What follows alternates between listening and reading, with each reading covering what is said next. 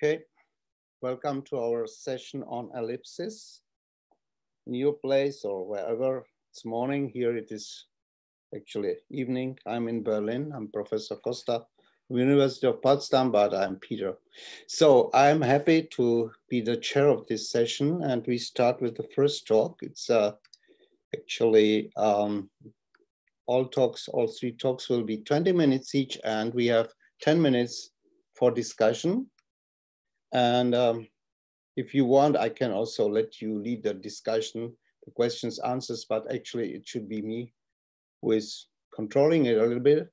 So we have the first talk given by Laura Stiliano from University of Chicago, and entitled Ellipses Require Syntactic and Semantic Identity, Evidence from Fragment Questions in Spanish. She told me not to say too much about her.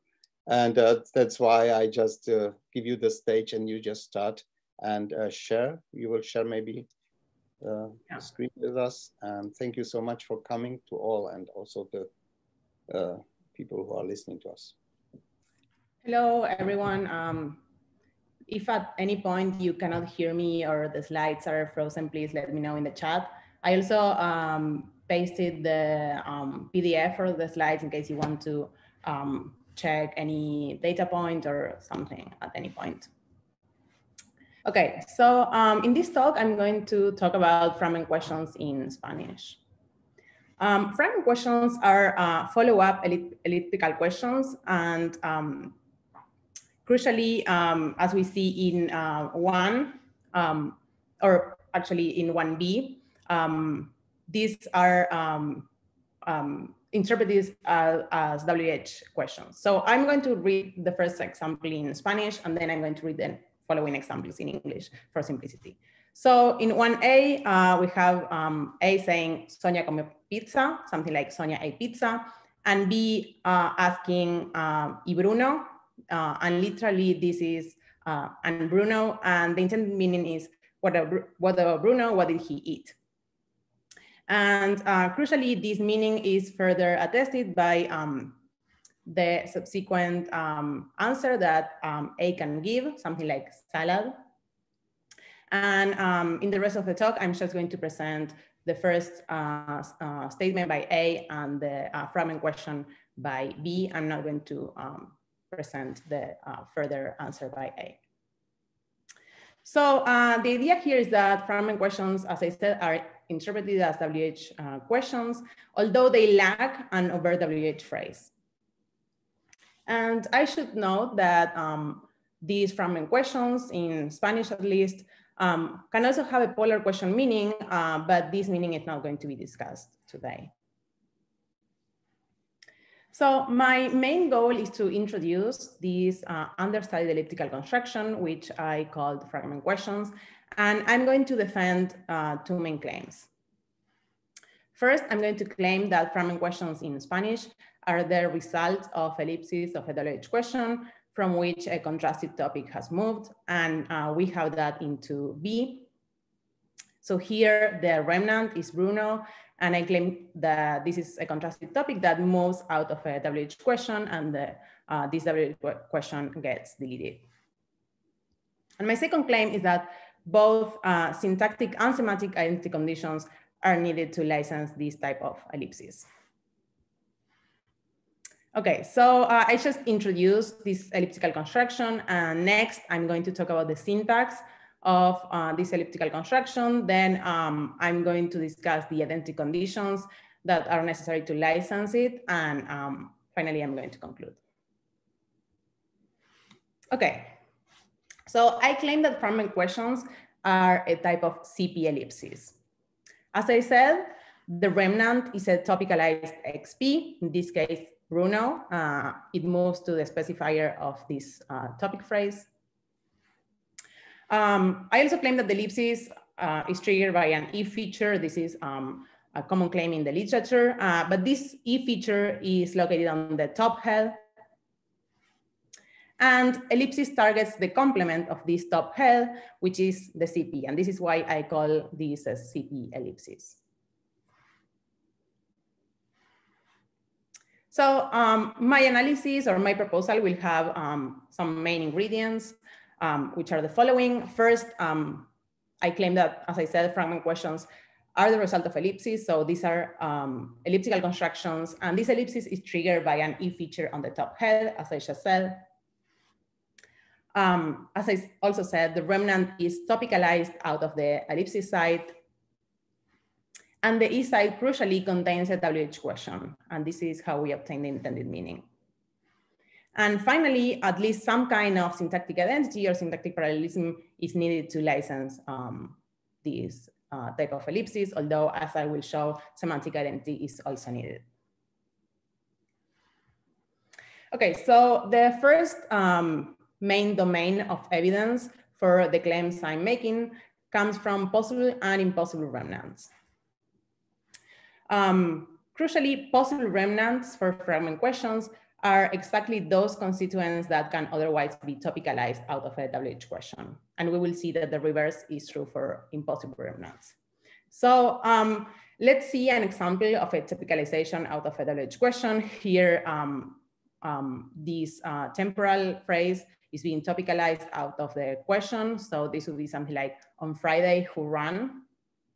And since this is possible in the non-elliptical context, I claim that the prediction is that this should also be possible for the fragment questions. So in 5, A says, Sonia ran on Tuesday, and B asks, and on Friday, with the intended meaning of, what about Friday? Who ran on Friday? Other possible remnants include direct and indirect objects, subjects, PPs, locative and temporal phrases, predicative adjectives, among others, and I'm happy to talk more about this in the Q&A. As I said, the reverse is true for impossible remnants, which are exactly those constituents that cannot be topicalized out of the WH question. So let's see an example of an impossible topicalization. Here, if we try to topicalize the VP, something like to travel to Buenos Aires, who is going to, that's ungrammatical. And as predicted, this is also impossible as a fragment question. So in 7, A says, Sonia is going to buy a car, and B asks, and to travel to Buenos Aires, with the meaning, what about traveling to Buenos Aires? Who is going to do that? So this is ungrammatical. Other impossible remnants include sentential adverbs, VPs, CPs, and TPs. And again, I'm happy to talk more about this in the Q&A. Okay, moving on to the second domain. Fragment questions are island sensitive. There is, in this construction, there is no island repair of any sort. And this is attested for all of the islands I could find. So here we have an example in which we try to extract a predicated adjective. And the intended meaning would be something like, as for short, who hired a short employee, but this is ungrammatical. And the same is true for the fragment questions. So if A says, Sonia hired a tall employee, B cannot ask something like, and short, meaning what about short, who hired a short employee. The third domain I'm going to talk about is connectivity effects, and in particular, p-stranding. Crucially, fragment questions display these connectivity effects both for p-stranding and for DOM stranding, although I'm only presenting data on p-stranding. And as we will see, p-stranding is not allowed in these constructions. In 10, I show that, as it's well known, Spanish doesn't allow stranding the preposition. In this case, we are trying to topicalize with Anna, and the only possibility is piping the preposition, as in 10a, something like with Anna who talked, or as for Anna who talked with her. And if we only move Anna, then the sentence is ungrammatical, so we cannot strand the preposition. When we look at fragment questions, we have this example in 11. So A says, Sonia talked with Bruno, and B can only ask, and with Anna, with the intended meaning of who talked with her. So here the preposition cannot be omitted or stranded. And crucially, this points to the direction that some kind of isomorphism between the antecedent and the E site is needed. And in particular, this shows that copular sources are not allowed as possible sources of the ellipsis site here. Finally, the fourth domain of evidence I want to talk about is voice mismatches. And in this case, voice mismatches are banned, so these are not allowed. And importantly here, as we have been seeing, if we, for example, extract the subject, then we can perfectly do that, topicalizing the subject out of a WH question. So the problem in 13 is not that this topicalization is ungrammatical, but there is a mismatch with the antecedent. So in 13, A says the house was destroyed by Sonia. This is a passive. And B cannot follow up with, and Bruno, meaning what about Bruno? What did he destroy? So as has been claimed by Merchant 2013 and subsequent work, this is a really strong evidence for the need of syntactic identity. And just for the sake of completeness, B prime shows that the non-elliptical counterpart could be a possible follow-up for this dialogue. So it's not a problem of this being impossible in this context. Okay, so to summarize what I said so far, fragment questions are the result of ellipses, and I provided evidence from that. I also claim that the E site contains a WH question, and the main evidence for this comes from actually the interpretation of these fragment questions or this elliptical construction. I also claim that the remnant is topicalized out of the E site. Main evidence for this comes from impossible and possible remnants. And finally, I claim that, or I show that some kind of syntactic identity or parallelism is needed. So my proposal is summarized here again in 3, which is similar to what I showed you before. We have the example I have been working on. And as I said, the remnant is topicalized. Ellipsis is triggered by an E feature on top, and ellipsis targets the complement of top. And as I said, this is a case of CP ellipsis because what's being deleted is a CP. Okay. So let's talk about the identity condition or the identity conditions that are needed for licensing this type of ellipses. As I said in the introduction, both syntactic and semantic identity conditions are necessary to license ellipses in fragment questions. And I briefly provide evidence for syntactic identity.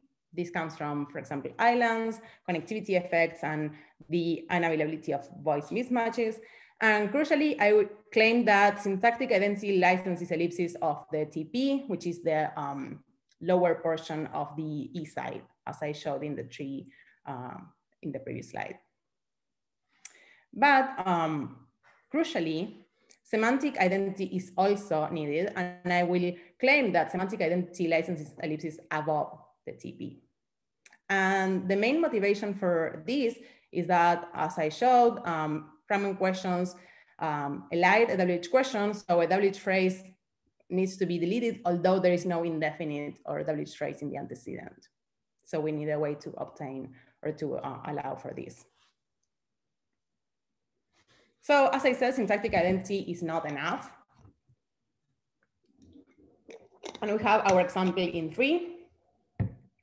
And as we see, 3b, the fragment question, in the ellipsis site, we have a WH question. And this posits a particular problem for a strict syntactic identity condition, because we need to propose that K or what gets deleted. But it's correlate, it's the NP pizza in the antecedent. So we need to delete K, and when we look at the antecedent, we find as it's correlate the NP pizza. And as you might have noticed now, K and pizza are not syntactically identical. So I will propose a semantic identity condition, And in the next few slides, I'm going to introduce some background necessary for understanding my identity condition. This is going to be a focus-based condition, as has been previously proposed in the literature, although it will differ from this proposal in a very specific way that I will tell you. So I will assume three main things. First, that focus elements have a focus semantic value, which denotes the set of alternatives in the model. Second, that WH words introduce alternatives, and they only have a focus semantic value, but crucially, they don't need to be focus marked. And we have that in 14. So in 14, we see that what or que in Spanish has only a focus semantic value. Its ordinary semantic value is undefined, and its focus semantic value is something like an X such that X is not human. And similarly for 14b, for who or quién in Spanish, its ordinary semantic value is again undefined, and its focus semantic value is an X such that X is human. And my third assumption is that a topic value is a typed out focus value, and that is a set of propositions or a set of questions. And I have an example of that in 15. So 15 is something like Sonia ate pizza. Here I'm using English words for simplicity. And the contrastive topic value of Sonia ate pizza, with Sonia being the contrastive topic and pizza being the focus, it's something like the set of questions that we have in 15a. What did Anna eat? What did Bruno eat? What did Celia eat? And so on and so forth. And this derivation gives us a result, something like who ate what. Okay, so moving on to the semantic identity condition I'm proposing. It's the one in 16, and this goes as follows.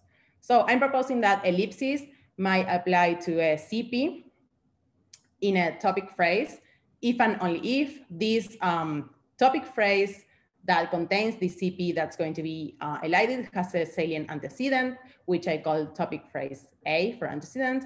And this topic phrase, the contrastive topic value of this topic phrase that is the antecedent, is a subset of the contrastive topic value of the topic phrase that contains a CP that's going to be elided. And let's see how this works.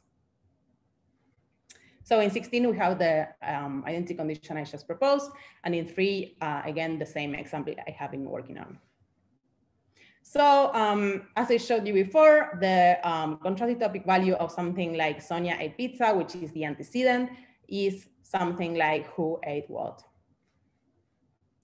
And as for the topic phrase that contains the CP that's going to be elided, we obtain the same. So in this case, Bruno is the contrastive topic. As I showed, the remnant is topicalized out of the WH question. And given that here we are deleting a WH phrase, and this WH phrase only has a focus semantic value, we obtain the same meaning, or contrastive topic meaning. And these two are the same, so the identity condition is satisfied in this case. Okay, so to summarize the proposal, we have the structure in 18, and as I said, we have, or I'm proposing we have syntactic identity to license the TP. And evidence for this, as I showed, comes from, for example, voice mismatches. But we also need to delete this WH phrase, because I'm claiming we are deleting a WH question, and we don't have a WH phrase or an indefinite in the antecedent. So I'm claiming that semantic identity is necessary to delete the upper part of the E side. So these are the two types of the two types of identity that I'm claiming are needed for the same elliptical construction. Okay, so to conclude, I introduced an understudy type of ellipsis, which I call fragment questions. I showed that this is indeed an elliptical construction. I showed that fragment questions in Spanish consist of ellipses of a WH question from which a contrasted topic has moved. And I claim that neither syntactic nor semantic identity alone can account for these facts, for this construction, and we need a more complex identity condition for at least this type of ellipses. And just as a possible implementation, for example, for syntactic identity, it could be the case that there are two E features that are located in different heads and that impose different restrictions. For example, an E feature located on C could impose this more strict syntactic identity in line with previous works on this topic. And this would give rise to, for example, closal ellipses. And then this other E feature located on top would be responsible for imposing a semantic identity condition as the one I proposed in 16.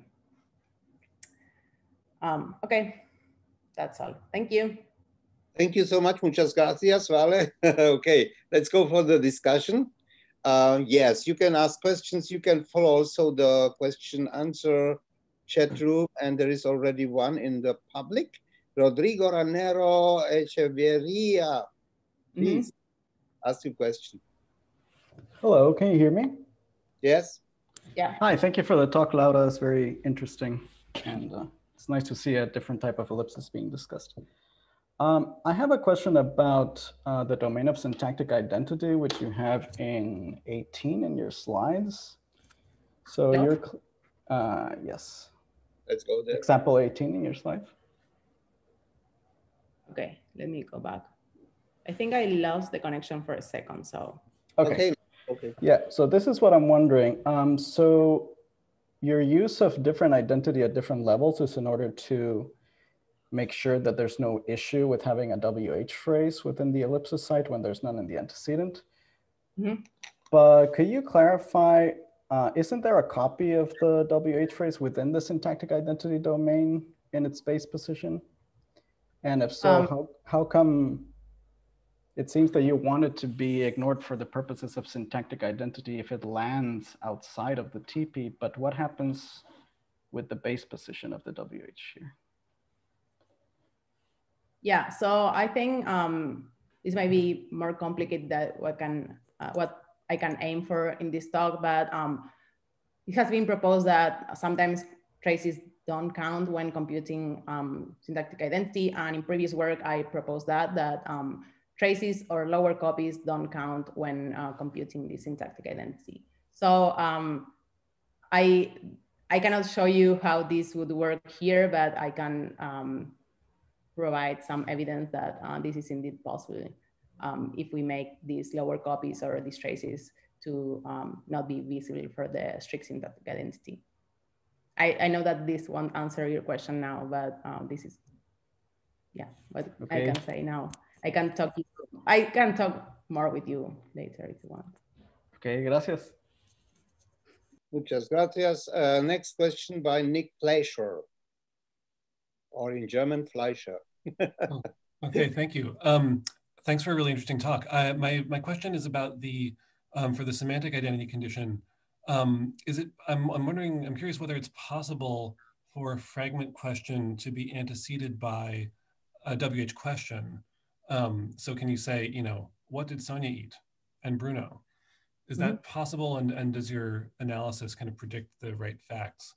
Yeah, so in this case, these are possible continuations, or these are possible in this context. And I think this won't create the problems that I had here because we had the WH word in the antecedent. So I guess strict syntactic identity would be enough for these cases. Right, and semantically, I mean, my question was motivated just by the, you know, semantically, the condition, it seems to me, would be satisfied. And so, yeah, I was just curious whether empirically you can have a fragment question following that up. But if you, you can, that's great. And I think those have been described in the literature before, those cases, yeah. Okay. Thank you. Another question? We have still time. There's still 5 minutes actually. And if not. Oh, there is a question in the Q&A. Yes, Dan Feng Wu. Maybe you can ask a question. MIT Dan Feng Wu. Yeah, please. Hi. Hi. Yeah. Yeah. Thank you for the nice talk. I have a question that may not be very well thought out, but just looking at like 18, I was wondering, you probably can put, instead of putting focus just on pizza, you can probably also put focus on 8 pizza, in which case B would be asking about, and what did Bruno do? Oh, yeah. Something like that. Yeah. I suppose that's possible and that would be predicted by your account. But then I was just wondering about those syntactic effects, because I'm imagining we can just put whatever, like Sonia in contrastive topic, and just put focus on all the other material. So then the follow-up, the fragment question always asks something like, what happened to Bruno, or what about Bruno? And if that's possible, I'm then confused by the syntactic identity effects, because, for example, you cannot have P stranding, but I'm just wondering, why can't you get a question that basically means what happened to Bruno, if that makes sense? Yes, it makes a lot of sense. Yeah, I'm not sure if you can have, I will need to think more about this example. I'm not sure if you can have just any meaning in the E side. And this is also related with some general idea here is that there is some QUD in the context that is being answered. So I'm not sure if you can just have any meaning in the ellipsis side, as you were saying. I will need to think more about these examples, but otherwise you can just have any meaning, and I don't think that's possible. Or maybe I'm misunderstanding your question, but yeah, I think that's the case. There are some cases of out of the blue fragment questions, and these have a really particular meaning, but I don't think that any meaning can just be attributed to these constructions. I see. Thank you. Thank you. I can see that there is a question in the Q&A window, so maybe I can answer that. Yes, Emily.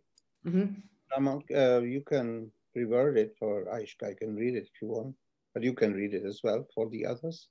If they don't see it, they see it, maybe. Why CP requires only semantic identity, but I'm wondering if it's necessary to fully divide the identity conditions. For example, TP ellipsis only needs syntactic identity. Could you get away with saying that TP ellipsis has the same semantic identity condition? I don't think that syntactic identity is needed. I think semantic identity would overgenerate. For example, it would allow for voice mismatches or even p-stranding effects. Okay, does it answer your question? Okay, so, well, we are at the, actually, half minute, but we can also switch to the next talk if you want. I think it was a wonderful talk. I love it. Many greetings to my friend James Merchant. I know you mentioned it, but actually to all guys in Chicago. Thank you.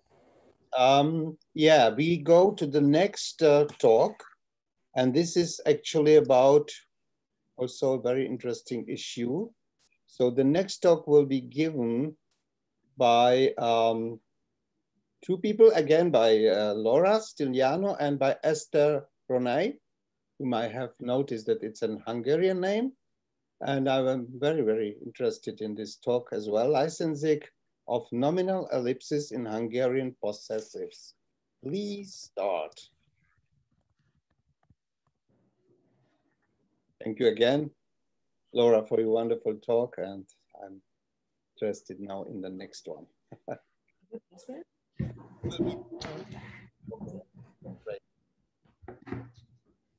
It's good, it's big enough for me, at least. I don't know if others see it. Is it okay? yeah, I think it's okay. You can maybe a little bit, it's okay, I think. Not to lose any, The design is good. I see it well, but some people sometimes. Are people seeing okay? Yes. Everybody not seeing it, everything's okay, you can start. Thank you. Thank you very much. Köszönöm szépen. So just to start us off with a very brief background on Hungarian number and case morphology. In 1A and B, we show you that in non-elliptical contexts, number and case morphemes occur only on the noun. So in 1A, we have the red toys accusative. As you can see, the plural morpheme and the accusative case morpheme show up on the noun. And as we show you in 1B, they cannot show up on the adjective red. However, the situation changes in context of nominal ellipsis, where number and case are now attached to the remnant, which in this particular example is the adjective. So as we show you in 2, the red one's accusative, now the same plural and accusative morphemes that were on the noun in 1 are on the adjective. So in particular, this observation has led Saab and Lipták to propose that Hungarian nominal ellipsis targets the little NP, and it is licensed by num, the number head. And in this talk today, we're gonna make the novel observation that contra existing claims from their literature, possessor morphology can also survive nominal ellipsis along the same lines of what I showed you in the previous slide. And therefore it can also be stranded on the remnant. And based on that, we're gonna argue that the possessor head, pos, can also license ellipsis of its complement in Hungarian. And in particular, we're gonna propose that there is therefore variation in what head can license ellipsis, nominal ellipsis in Hungarian. We're gonna say that the number head, as per Saab and Lipták, can license nominal ellipsis, but so can the pos head. And lastly, our proposal is gonna have a consequence. Specifically, we're gonna show you that nominal ellipsis that is licensed by the pos head allows us to capture a previously unanalyzed but systematic variation in the Hungarian possessive pronominal paradigm. So in the rest of this talk, first, we're going to be seeing some more background on Hungarian nominal morphemes. Then we're going to show you nominal ellipsis licensed by num, and different from that, nominal ellipsis licensed by pos. We're gonna offer our analysis for that. And lastly, we're gonna spell out the consequences that this analysis has for how we view the possessive pronoun paradigm in Hungarian. So in 3, we have the basic order of nominal morphemes in Hungarian. Closest to the noun, we have the possessness suffix, and then the number, agreement, and case morphemes. And to actually give you an example, we have 4, my toys accusative. So as you can see, and as I said, closest to the noun, we have the so-called possessness suffix. So this indicates that the head noun is a possessum. And the form of this particular suffix depends on the morphophonological environment. And next up, we have the number suffix, which corresponds to the number of the possessum, which here is plural. And then after the number suffix, we have the agreement suffix, which on the other hand corresponds to the person and number of the possessor. So in 4, we have my toys, and we can see that the agreement suffix is the first singular. And then lastly, we have case marking. So as we saw on the previous slide, and as is repeated here, when the head noun, that is the possessum, is plural, the plural marker I appears between the possessness suffix and the agreement suffix. And just as a side note, the plural marker in these cases, in the case of possessed nouns, is actually different from the regular plural marker. Contrasting with this, whenever the head noun is singular, the possessness and the agreement suffixes are in fact fused. As you can see in 7, we have a single fused suffix indicating both possessness and the number and person of the possessor. So to go back to what we started with, a nominal ellipsis in Hungarian, Saab and Lipták have observed what we repeat here in A and B, that number and case suffixes that ordinarily in non-elliptical context show up on the noun and not the adjective, as in 8a, when NPE applies, they show up on the adjectival remnant, as 8b shows. And then based on this, they offer the following proposal, which we schematize for you in 9. So Saab and Liptak proposed that affixes attach to their host via the process of leaning. And ellipsis applies sufficiently early on the PF branch during the derivation that is able to bleed processes such as leaning. And so therefore, in cases of nominal ellipsis, the affixes that would normally attach to their nominal host get stranded. And these stranded affixes need to reattach to a non-canonical host, which is the rightmost remnant. And here they attach to the adjective instead of the noun. So as we said before, it is based on this that Saab and Liptak proposed that nominal ellipsis in Hungarian is little NP ellipsis. And they argue, and we schematize in 9, that NPE is licensed only by num, the number head. However, additionally, we make the observation that possessor morphology can also be stranded under NPE in Hungarian, and it can also, just like number and case morphology, show up on the adjectival remnant. So we give you the basic examples in 10a and b. 10a, Mary borrowed your toy and my blue toy is elided. You can see that on the adjectival remnant blue, we have possessor morphology stranded. And similarly in 10b, we have the plural version of this example, Mary borrowed your red toys and my blue toys is elided, where once again, the possessiveness suffix, the number suffix, and the agreement suffix are all stranded on the adjectival remnant, just like case morphology.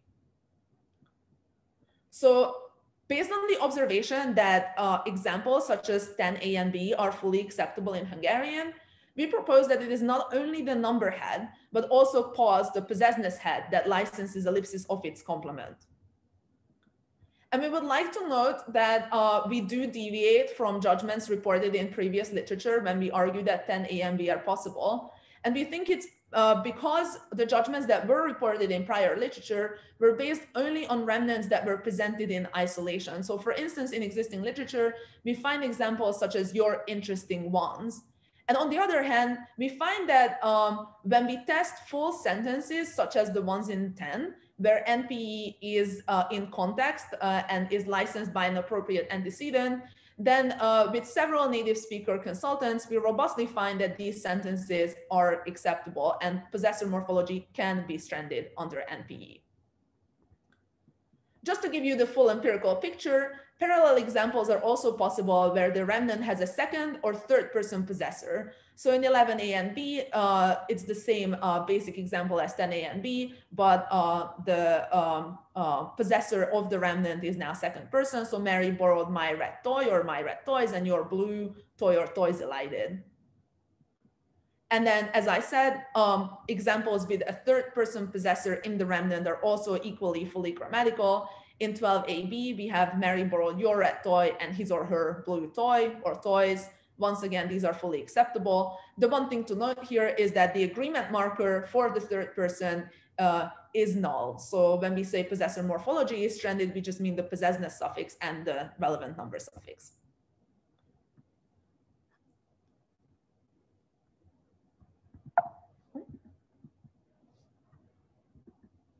And just to once again give you the full empirical picture, we want to add that even though we have been showing examples where the adjectives were color adjectives, parallel examples with any kind of other adjective, as long as they are appropriately licensed by their antecedent, are also fully grammatical.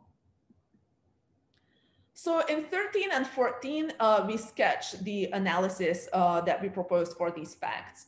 So we want to argue that NPE in Hungarian can be licensed either by the num head or by the pos head.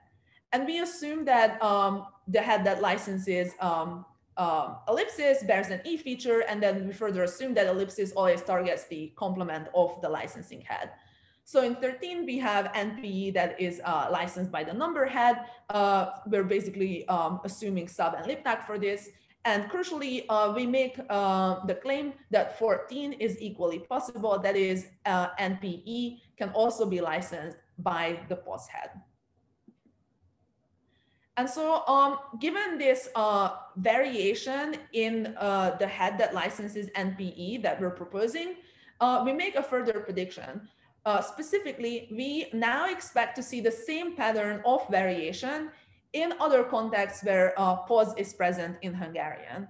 And in the second half of the talk, we're gonna show you that this prediction is in fact borne out, and we see a similar pattern in the Hungarian possessive pronominal paradigm, which Laura will tell you more about. Thank you for the first part. Second part? Yeah, let me first paste the slides, which I incorrectly only sent to the chair. Okay, so before moving to the possessive pronouns, I'm just going to give some background on the so-called anaphoric possessive in Hungarian. So in Hungarian, when there is no adjective and the only, let's say, remnant is the possessor noun, we see the anaphoric possessive, which is the accented E. And this is used in place of regular possessive morphology, as we see in 15b. So 15a is an example in which nothing is omitted. So we have the voice toy, and we see that attached to toy is the possessive morphology. And note here that, as we said before, agreement marker for third person is null. And since this is singular, we also don't see any marking for singular. In 15b, on the other hand, we have something like the voice one. And here we are using the anaphoric possessive, which is the accented E, instead of regular possessive morphology. And crucially, this accented E, this anaphoric possessive, is in complementary distribution with the possessiveness suffix, which can have different forms depending on the preceding context. So 16a further shows that the co-occurrence of this anaphoric possessive and the possessiveness suffix is ungrammatical. And 15b shows that the possessiveness suffix cannot attach to this possessor. So the voice one only with the possessiveness suffix is ungrammatical. So the only option is 15b, in which we use the anaphoric possessive. Now, moving on to the basic paradigm of possessive pronouns.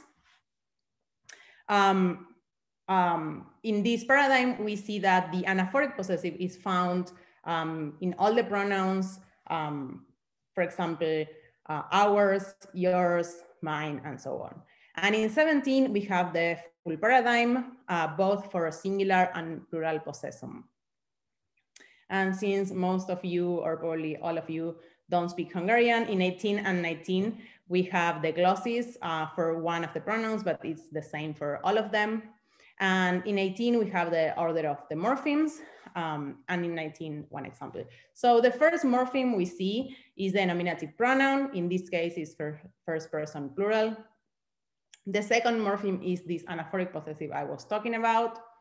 Attached to that, we have number, which to reiterate is the number of the possessum. And then after that, we have agreement, which again, to reiterate, is agreement with the possessor, which in this case is first person plural.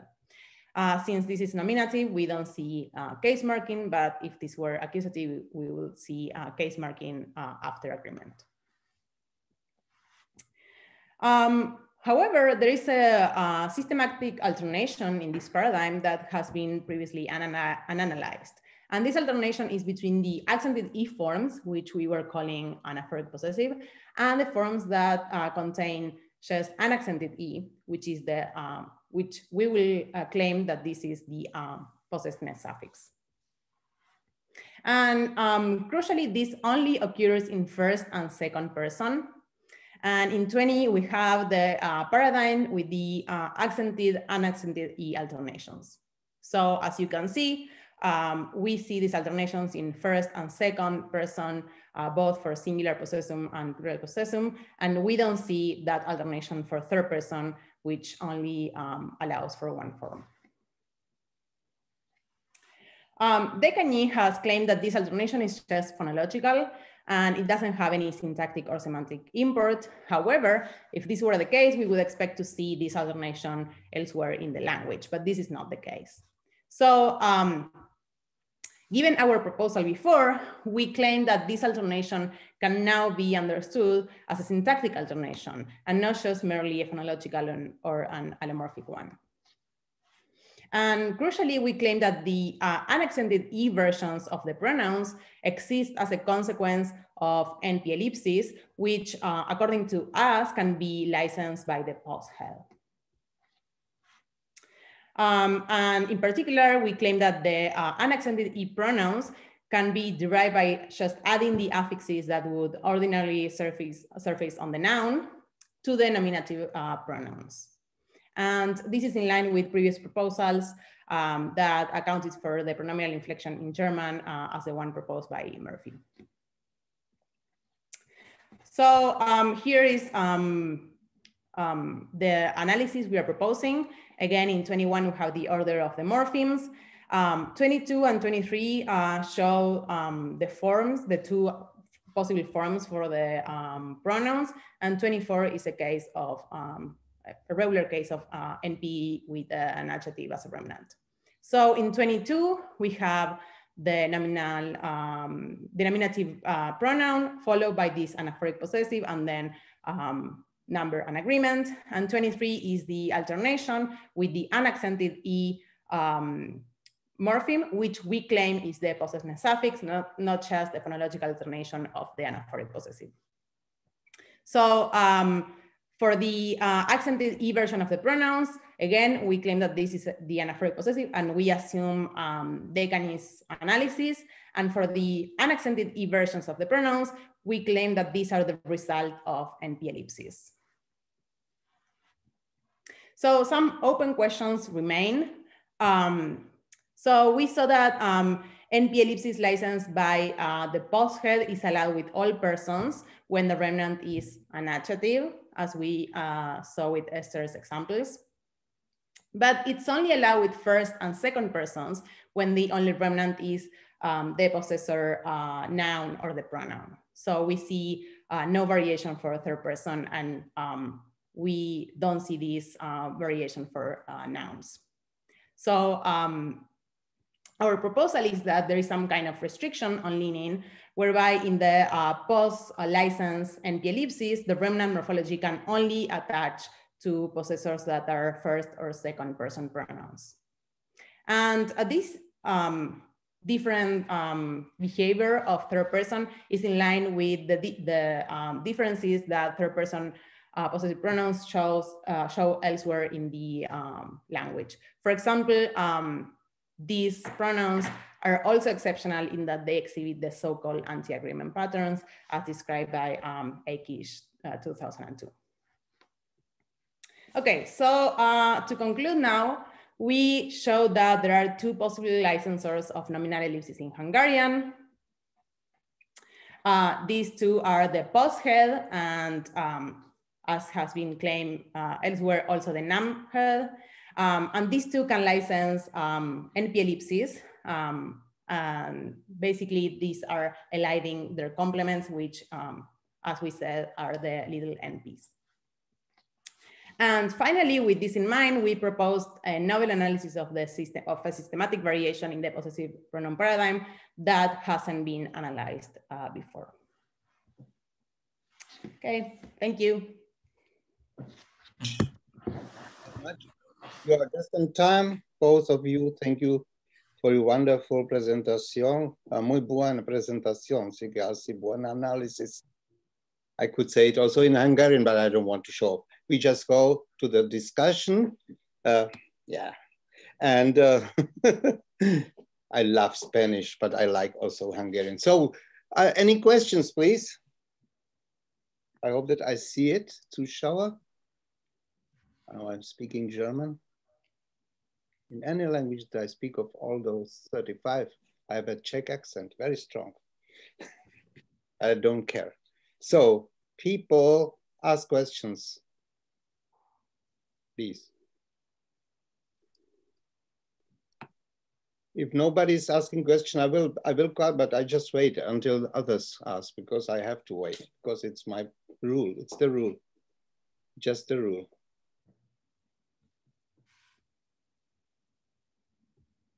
So if not, I would like to, for the first part of Esther, where you have a very nice, excellent proof that if in the ellipsis of a noun phrase where you have both noun and the adjective, or some kind of other elements maybe, that actually the element that you have analyzed, I forgot the name of it, that it goes over, it switches over to the adjective at the end. And this is exactly what happens with Bulgarian, by the way, which is one of those languages in Slavic which have definite articles and indefinite articles. So within the noun phrase, you have the same thing, that if you have something like red, you know, like red color, red shoes or whatever of the Pope, sorry, then you say red, and then you can also have the definite article in the end. So I think it's a very interesting thing. And I just, as an additional example for Czech, which is a non-article language, doesn't have any phonetical articles. And, you know, I spoke about Bulgarian because it has also postponed articles, as you know, maybe. And Czech, for Czech, you can also have this effect on adjectives, that you just leave out, you know, you can have on your, so he had a red, I don't know what, a t-shirt. He had a blue t-shirt and the other one had a blue one. So blue one, you don't need even to say one, you just say blue.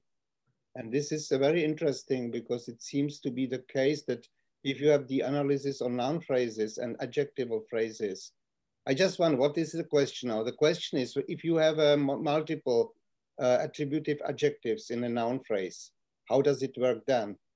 Because I'm speaking about the analysis by Guglielmo Cinque, you know, with his multi-modifiers. How would it work then within your framework? So this is not our proposal, but according to Saab and Liptak, the morphology that otherwise would be on the noun would be on the last adjective that is. It's the rightmost remnant. So the examples that we have been showing, it was the adjective, but what matters is not its adjectival status, it's the fact that it's the rightmost remnant. Mm-hmm. But thank you, we will be sure to look at Czech and Bulgarian and hopefully interesting. Czech speaker. It's a Czech name, Liptak, yeah. Okay. Is there anybody else asking questions? If you see something, sometimes. Neil Banerjee, you wanted to ask a question. Yes, it's actually more of a quick comment. This was super cool. I really liked the fact that you could account for variation in the morphological paradigm based on this proposal about what's going on with ellipsis. I just had a quick comment that a lot of the facts that you present here are very reminiscent of things that Maria Privizentseva from Leipzig talks about in Moksha Mordvin. I don't remember why, though. She chooses to give this an analysis instead of the leaning kind of thing. She says that there's nominal concord that is normally suppressed and is allowed to arise in the ellipsis case. I don't remember the evidence that she had for this, but given that the facts seem like very reminiscent and Mordvin and Hungarian are related languages, it might be worth just doing a quick look to see what tests she had for giving her concord analysis. Sure, thank you. That's very useful. We have not considered a nominal concord analysis, so we'll have to look into that. Thank you. Thank you. Also to confirm that I like your your approach, that you see sometimes people in the descriptive literature especially say, it is just allomorphism, it's just morphonology, something like that. But you can see very often, for example, the work, I don't know if you know Zikova, she's from Brno. She has a wonderful habilitation thesis published in our, she very often relies on they do this nanosyntax by Michael Starke, you know, maybe you know this kind of approach. And they really show that a lot of things that happen in the alternation, for example, of short and long vowels in Czech, they are syntactically driven. They have a syntactic explanation. for me, everything is syntax, but you know, I'm minimalist, so I try to find it. But you know, you showed it really in a very, very excellent way. I really like your talk. It's wonderful.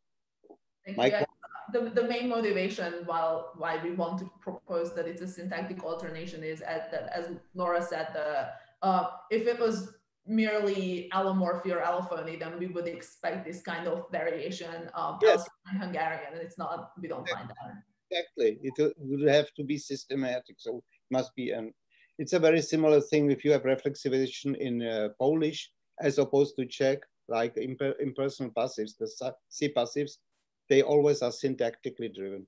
They don't have any other explanation. But it's not because they are passives, it's just because they are very near, always attached to the verb. It has to be driven by syntactic movement and nothing else.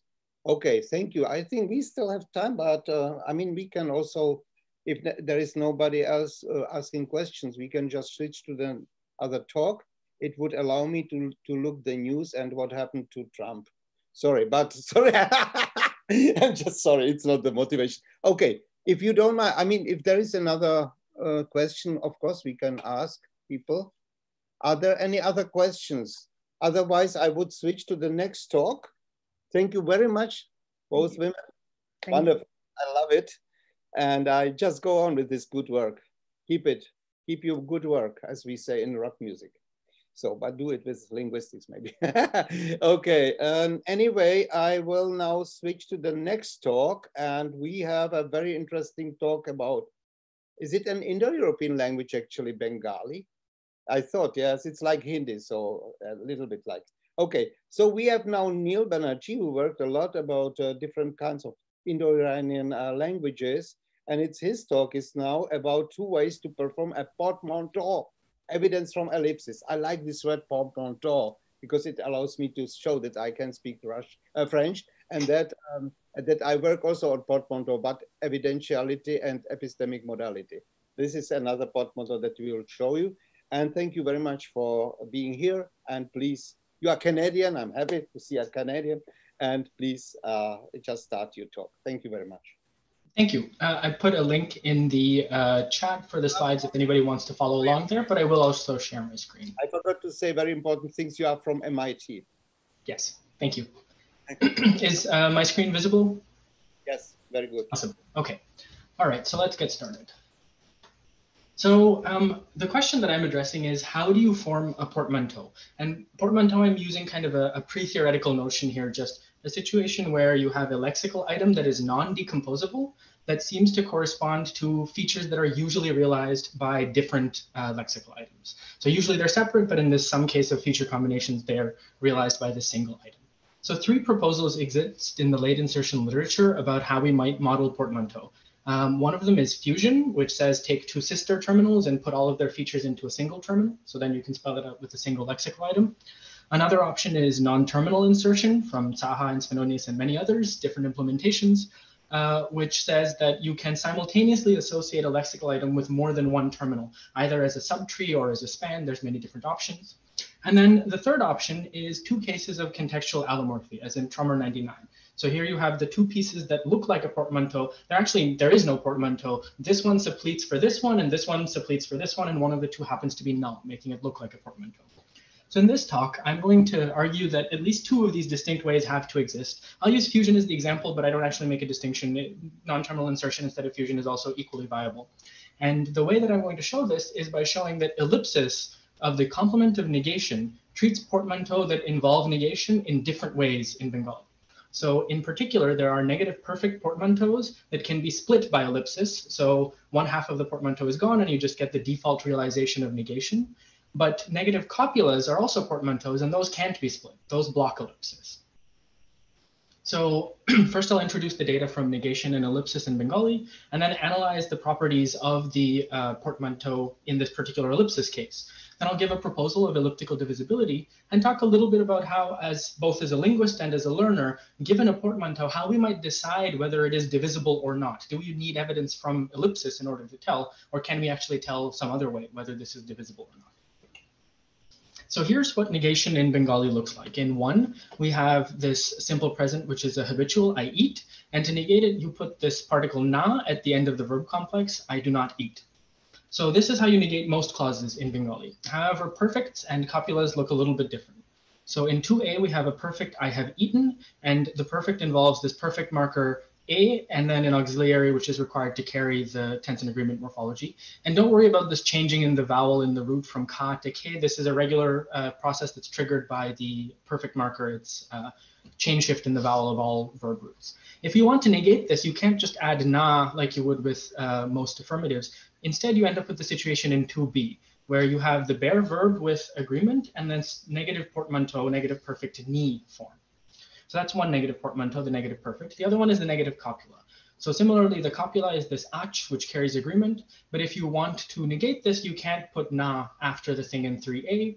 To say there isn't fish on the menu, you have to use this non-agreeing negative copula nei form instead. So the pattern for negation is it's usually na after the verb complex, but for negative perfects, you get ni instead of the perfect and na. And for negative copulas, you get nei instead of ach and na. So ellipsis can split ni, the negative perfect, into na and a silenced perfect. So this is given in 4. The red light has turned on, so we have this perfect in the antecedent, but the blue one not. And this is actually a case of the kind of nominal ellipsis that Laura and Esther were just talking about. We have the definiteness classifier marker showing up on an adjective, but I'm not going to be talking about that. So we've got ellipsis of a perfect inside here. The blue light has not turned on. So this is fine. You can elide this perfect and have na outside this ellipsis site. But when we try to do the same thing with the negative copula nei, this is ungrammatical. So if you say there are non-vegetarian items on the menu, but not fish, and you're trying to elide a copula inside the ellipsis site here, this is not okay. Now, this is not a general property of copulas. You can elide copulas so long as they don't form negative portmanteau. So here's an example of the past tense copula, which with negation doesn't form a portmanteau. It's analytically separable. So you have there wasn't fish on the menu, and you have was, and then regular sentential negation. And it's perfectly fine to do ellipsis exactly in the same frame as long as you have the past in the antecedent. So there were non-vegetarian items on the menu, but not fish. This is okay. So the only difference is whether you have the present or the past in the antecedent. And the present is the one which forms this portmanteau with negation. So that seems to be blocking ellipsis. So in analyzing what's going on with the ellipsis case, we'll first look at what kind of ellipsis we have. Where is negation? Is it constituent negation? Is it sentential negation? Basically, are the ingredients for the portmanteau actually even present in the case where we have the perfect seemingly splitting?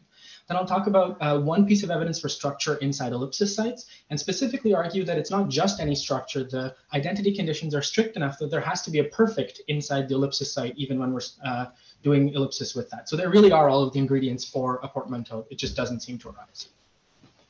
So there's two possible candidates for what kind of ellipsis might be going on. The first one would be that we have ellipsis with constituent negation on the remnant. The other option is that it's ellipsis underneath sentential negation. So if we have a remnant that's an object, only the latter should license adverbial NPIs, only if you have sentential negation.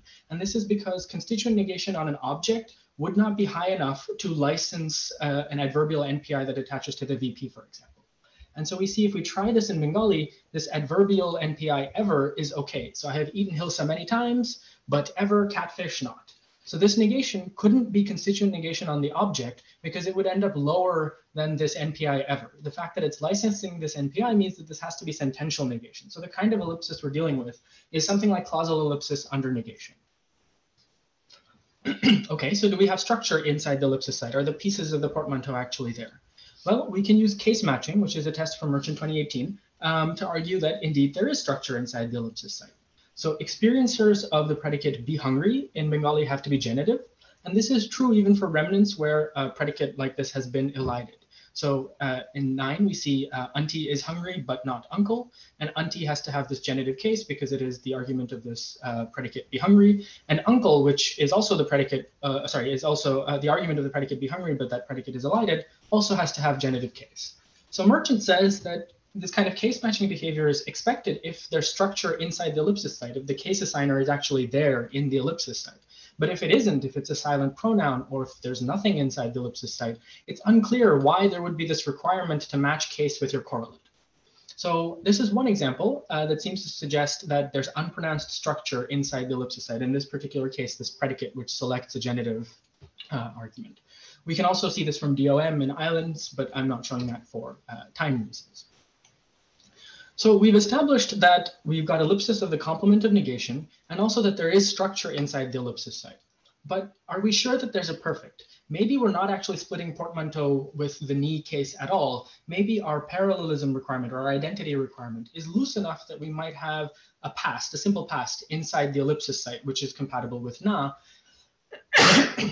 Excuse me. And so it looks like we're splitting a portmanteau, but the perfect was never in the ellipsis site to begin with. So that turns out to also not be true because we can see that the semantic traces of a perfect is actually present inside this ellipsis site. So as with many languages, perfects in Bengali have what's called a resultant state requirement. So the state that you describe with the present perfect has to hold up until utterance time. So if I say something like, I have lost my glasses, I can't have my glasses with me if I'm saying I have lost my glasses. They need to still be lost if I'm using a present perfect. So this is true in Bengali. If you say the stove has not turned on, you can't follow this up with, so I lit it with a match, because the stove needs to still not be on at the time that you're saying this. The simple past, unlike the present perfect, doesn't have this requirement. So if you say the stove did not turn on, so I lit it with a match, that's perfectly okay. So this shows us that this resultant state requirement is just a property of present perfects. And so we can use this to test for whether there's a present perfect inside an ellipsis site. If we get a resultant state requirement from inside an ellipsis site, it suggests that the meaning of a perfect is in there. If we don't, then it suggests that maybe we have a past, and so we can account for the splitting of the portmanteau by saying there is no portmanteau. But of course, this talk wouldn't be interesting if I said there was no portmanteau. So there is. It turns out that this resultant state requirement actually does hold of the ellipsis site. So if you say something like, the big stove has turned on, but not the small one, so I lit it with a match, this is a bad continuation. So this shows that this delta, which I'm using to mark the ellipsis site, not only has structure, which we evaluated on the basis of our case matching requirement, for example, but also has the meaning of a perfect. So the ingredients for the portmanteau really should be there. There's both structure and a perfect inside this delta. And we've also got negation outside. So all the ingredients of a portmanteau are present, but somehow ellipsis is able to split it, unlike the negative copy. So here's a summary of the facts. Sentential negation licenses ellipsis of its complement in Bengali, and this ellipsis involves silencing built structure. So some kind of operation is going to be responsible for making sure no phonology gets associated with the structure that is built inside this ellipsis site. Whatever this operation is that makes ellipsis sites silent seems to be treating portmanteau differently. So some portmanteau are divisible by this operation. This is the negative perfects, for example. They can be split, but some portmanteau can't be split. These are indivisible portmanteau. So the proposal that I have is that this is just a straightforward timing account. We can account for the two bleeding operations just by ordering the events in the right way. So let's say that indivisible portmanteau form before ellipsis applies, before the silencing operation takes place. So indivisible portmanteau are already units at the time of deletion. And so you can't split them into pieces because they've already been built into a single unit. Divisible portmanteau haven't formed yet. They will form after ellipsis. And so since they're not yet unit, ellipsis can delete just one half of it, and then the other half appears as its default because the other portion of the portmanteau that it requires to appear in its special form isn't there. So in the box, I have kind of the crux of the proposal that indivisible portmanteau are formed before ellipsis, and that ellipsis happens before divisible portmanteau form. And I'll give you an example of how this can be implemented in the distributed morphology framework using fusion for indivisible portmanteau, impoverishment for ellipsis silencing following Murphy, and contextual allomorphy for divisible portmanteau following Trummer. So here's Murphy's proposal for ellipsis by what he calls total impoverishment. So this is the definition given in Murphy, slightly adapted. The idea is that all of the features on a terminal L can be deleted if there is some terminal in the antecedent that contains all of those same features. So if a particular terminal is contained in, so all the features on a terminal are contained on a terminal in the antecedent, that terminal can be deleted. The containment requirement I relax to subsets. Murphy uses proper subsets because that is enough for him. He says the strong requirement works for his case. It doesn't work for mine. I'll mention briefly why. But in a footnote, he notes that maybe this would need to be relaxed, and he has no reasons to say that it needs to be proper containment rather than just subsets. So I'll go with the slightly weaker requirement. So here's an example of how we would deal with indivisible portmanteau on this view. So assume that there's a fusion rule, or probably two fusion rules, given that fusion operates on sisters. But ultimately, the result of our fusion rules is going to be that if you have this copular root and present tense and negation, they will end up as a single terminal containing all of those features. there's no corresponding rule for the past, so the past will stay separate. So this table here shows what's going on when we try to do ellipsis with the portmanteau and the non-portmanteau case. So the antecedent in both cases contains just our root and our tense, and the ellipsis target in the portmanteau case has undergone fusion, probably 2 fusion rules, giving us a single terminal that contains the copula, the tense, and negation. The non-portmanteau case, on the other hand, there's no corresponding fusion rules, and so each terminal is distinct. So when the impoverishment rule comes along as per Murphy's proposal for how ellipsis happens, it looks at this terminal and says, well, there's no terminal in the antecedent that contains at least all of these features. So I can't delete this single terminal that contains be, present, and negation. But when it goes and looks at the non-portmanteau case, it says, there is a terminal that contains all of these copular features in the antecedent, so it can delete that. There's a terminal that contains all of the tense features in the antecedent, so it can delete that too. And this is why I need it to be subsets rather than proper subsets, because these are identical in content. They're not supersets in the antecedent. And the result is that you just have negation left in this case, but impoverishment hasn't been able to apply in the situation where fusion has gone first. So once fusion applies, the antecedent no longer has a terminal that is a superset of the features of a terminal in the ellipsis site. So this fusion is going to end up blocking impoverishment.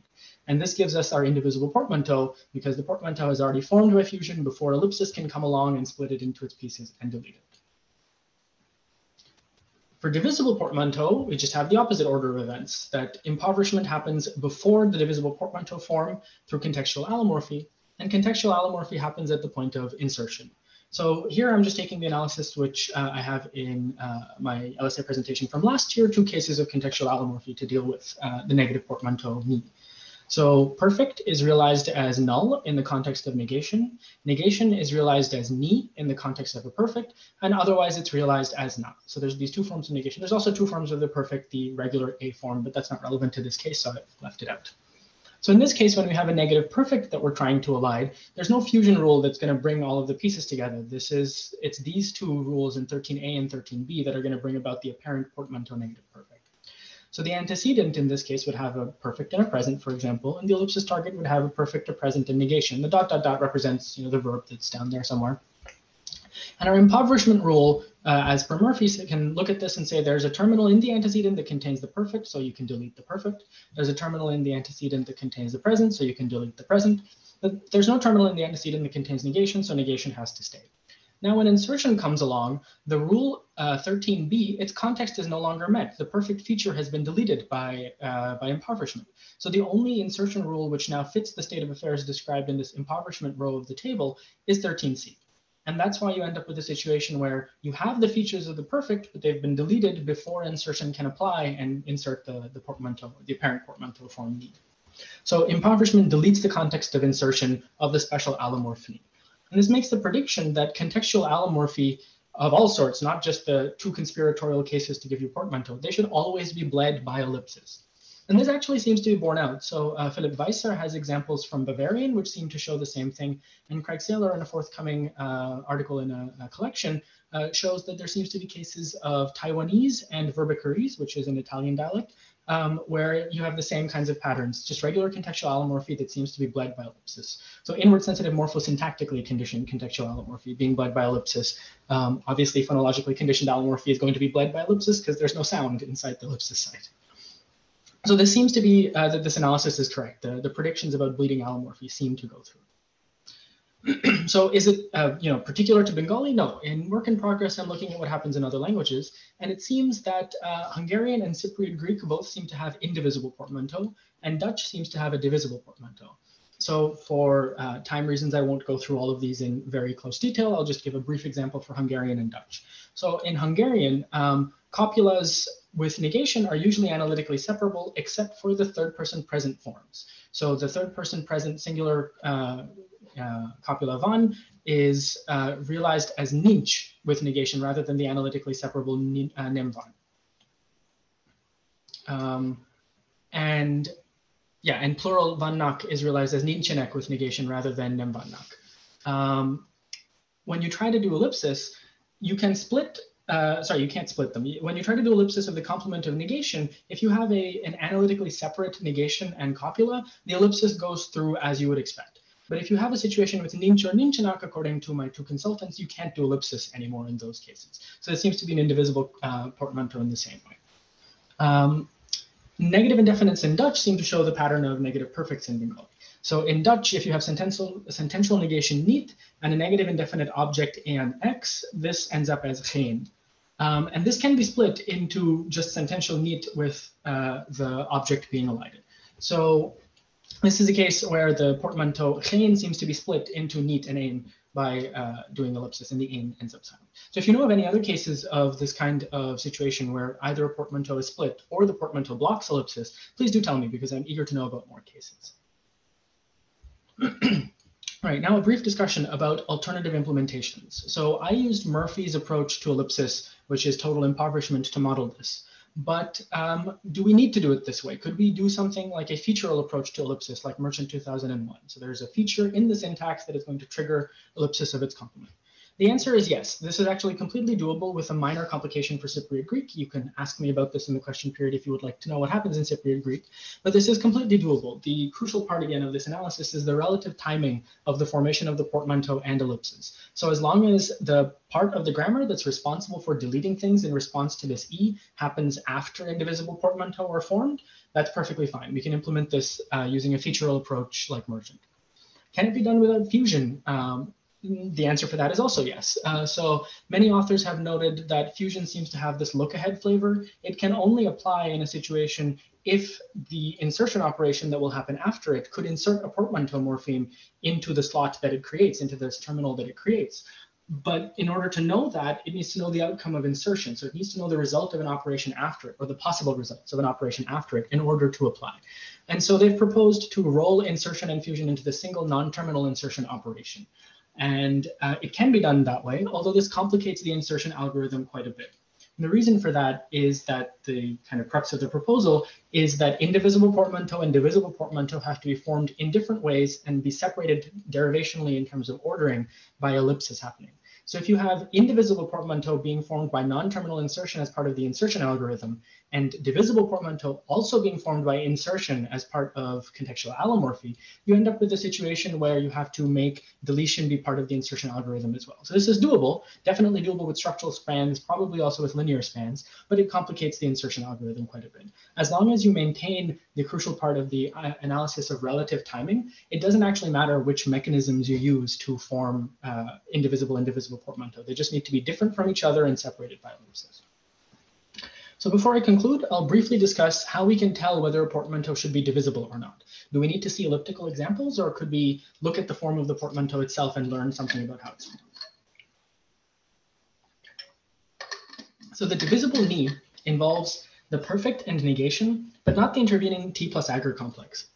So in 14, we have subjects that vary in person features, I, you, he, and she, and then eat, and we see that the agreement tracks whatever the subject is. And then this portmanteau form appears after that. A portmanteau form involves perfect and negation to the exclusion of tense and agreement in between. Now, fusion and non-terminal insertions, the ways that I've proposed to do indivisible portmanteau, require structural locality that's not met by these. So for fusion, for example, you need sisterhood in order for fusion to apply. And if perfect and negation have to be sisters to the exclusion of the tense and agreement head, they would have to jump over the tense and agreement head in violation of the head movement constraint from Travis 84. With non-terminal insertion, for example, if you do structural spans, as in Svenonius 16, you need to have structural continuity. So you can't have a span that includes perfect and negation to the exclusion of the head in between them. So a structural span can't be written to include just those either without moving it and also without moving the perfect and also violating the head movement constraint. So since the locality restrictions for neither fusion nor non-terminal insertion can be met by the perfect and negation, ni could not be the result of either of those two options. It has to be these two cases of contextual allomorphy. So there's a clue that the locality of the pieces might be what we want to look at in order to determine what's going on with the portmanteau.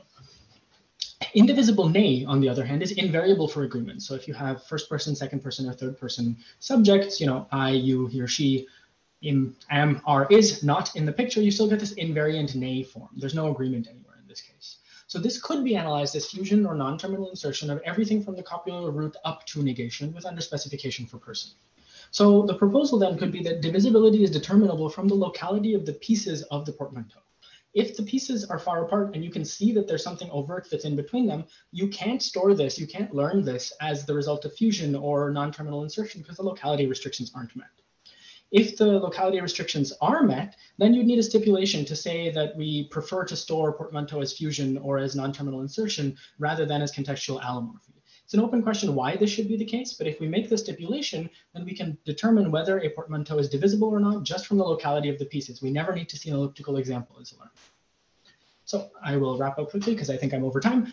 Structured leading ellipsis in Bengali seems to treat portmanteau in different ways. This means that there has to be at least two different ways to deal with portmanteau because the ellipsis operation is the same, the interaction with portmanteau comes out different. So to capture the divisibility patterns, I propose the analysis shown in the box, that the indivisible portmanteau, like the negative copula, are formed before ellipsis deletion applies, and that the divisible portmanteau are formed after ellipsis applies, and so they can be split by. As I've shown, the exact mechanisms are not crucial. I gave an implementation using fusion, impoverishment, and contextual allomorphy. But what is crucial is the relative timing of these, which shows that we have to have at least two different ways to form portmanteau because ellipsis treats them differently. Thank you. You were exactly on time. Thank you so much for this wonderful talk. I see all the faces in your literature, all those guys that I know personally, some of them being my students, former students, like Pavel Zaha from Brno. Now he's in Brno, of course. Yeah, actually, I would like to open the discussion. Very nice talk. Thank you, so interesting. And please ask questions. If you see somebody, just take over. You know, I don't know myself. I don't see anybody until now, but maybe there will be. I hope. Questions? Please ask questions.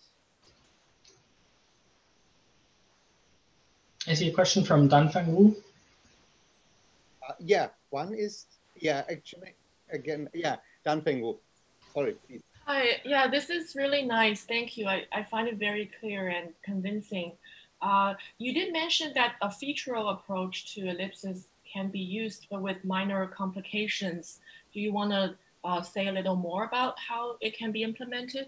Sure. So I'll use the example of Cypriot Greek because that's the one where the complications arise. So in Cypriot Greek, unlike standard Greek, the future is constructed with this periphrastic copular construction with n, which is the copula, and na, which is the subordinator. However, if you want to negate this, you can't do, sentential negation is also pronounced n. You can't have n, na. Instead, you get sentential negation n, and then this form tha. With a past copula, instead of a present copula, itan, you can do ellipsis of the na clause. So something like Yanis was going to go to the store, but not Maria, or but Maria was not. That's fine. You can elide the na clause. But if you have a present tense, Yanis is going to go to the store, but Maria is not, this is not doable anymore. So this is the case of indivisibility that we see in Cypriot Greek. Now let's assume that the way that we want to model this is this E feature that's going to be on the copula so that you can elide its complement, the na clause. If we propose that fusion is the way that you build these indivisible portmanteau, then you'd have to say something like the copula, the copula n and the subordinator na undergo fusion and form this form tha, which is this portmanteau subordinator. And since the n, the copular part in the antecedent n contained this E feature, once it undergoes fusion, tha will be hosting this E feature. So the prediction then should be basically that if you form this kind of indivisible portmanteau by fusion that hosts an E feature, you'll elide everything after it. So trying to elide an indivisible portmanteau predicts that you will elide as much as possible after the indivisible portmanteau. That's actually not what happens in Cypriot Greek. It's ungrammatical to say something like Yanis is going to go to the store, but Maria en tha, and end just the sentence with the tha. That's ungrammatical. So the minor complication is trying to figure out why this prediction doesn't go through for Cypriot Greek. The plausible idea that I have is that tha is a proclitic. So it's not actually anything goes wrong in terms of morphology or in terms of syntax with trying to have an ellipsis after a tha, but the prosodic requirements of tha require it to have something to lean on. So there's been work on standard Greek showing that tha is a proclitic, but I don't know if there's been any work on Cypriot Greek tha, which is why this is a little bit tentative. But if that's true that tha is a proclitic, then you could say that in fact, yeah, if you do fusion and you have this featural trigger for ellipsis, the result is that you try to elide as much as possible after the fused portmanteau, because that fused thing now hosts your trigger for ellipsis. In Cypriot Greek, the added complication is that that portmanteau happens to be a proclitic, and so it requires something after to lean on, and so ellipsis becomes impossible. In Bengali and in Hungarian, you can just end the sentence with ninch or with ne, and it's fine to have an ellipsis site after that. So this problem doesn't arise in those cases. Thank you. Are there any other questions?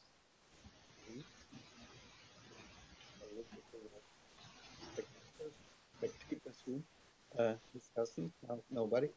I would have one question, if I may. Mm-hmm. I'm just wondering, you look at languages where you have so-called semantic agreement or whatever it is. So you have polarity items, negative polarity items, so negative pronouns like nobody, no one, and then you have the sentential negation, whether these effects of portmanteau have some kind of evidence in it. I think that Hindi has such a thing, isn't it? I don't know, I don't speak Hindi. All the elements are actually negated, but of course it's only one simple negation, and then how it influences this analysis that you have here.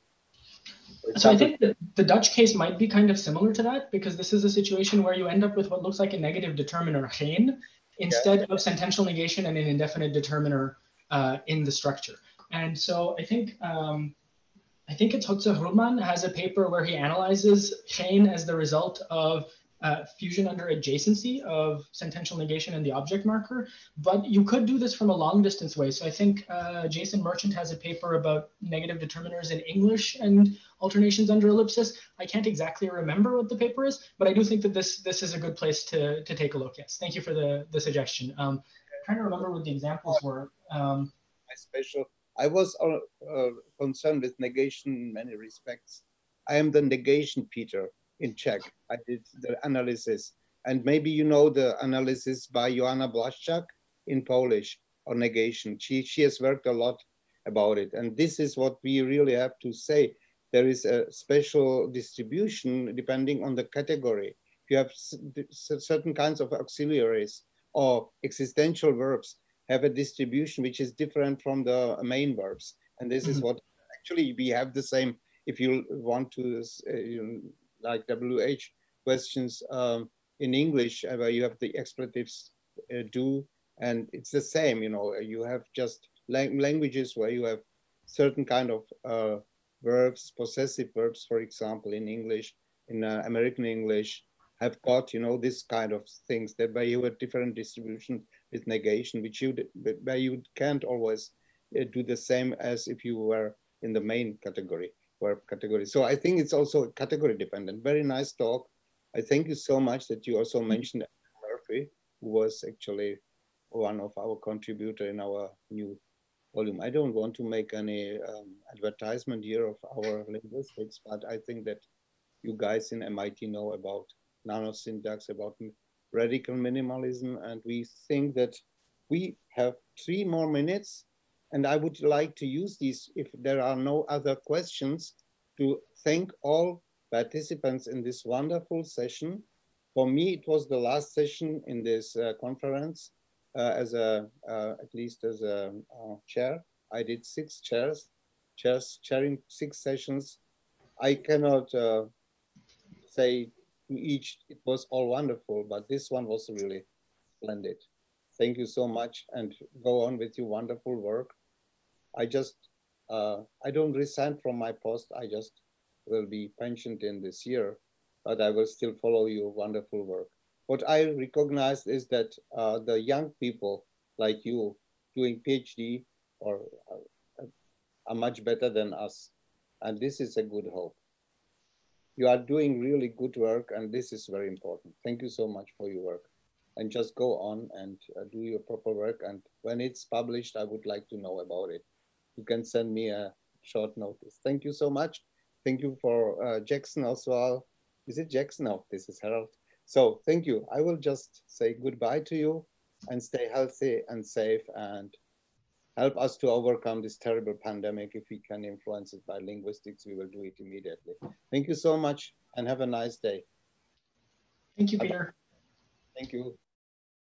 Thank you.